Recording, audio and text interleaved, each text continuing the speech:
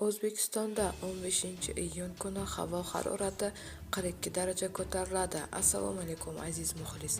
Agarda bizning kanalimizda mehmon bo'lsangiz, bizga obuna bo'lishni hamda videolarimiz ostida bir dona like tugmasini bosib qo'yishni unutmang.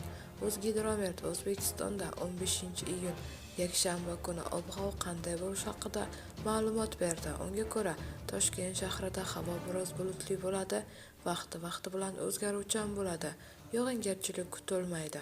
Harorat kechasi 21-23, kunduzi esa 36-38 daraja iliq bo'ladi.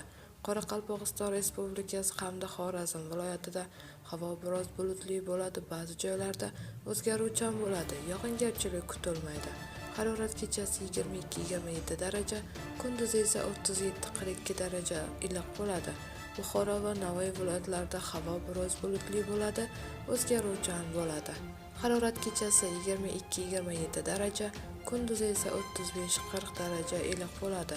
Toshkent, Sirdaryo, Jizzax va Samarqand viloyatlarida havo biroz bulutli bo'ladi, ba'zi joylarda o'zgaruvchan bo'ladi. Yog'ingarchilik kutilmaydi. Harorat kechasi 20-25 daraja, kunduzi esa 33-38 daraja iliq bo'ladi. Qashqadaryo va Surxondaryo viloyatlarida havo biroz bulutli bo'ladi, yog'ingarchilik kutilmaydi.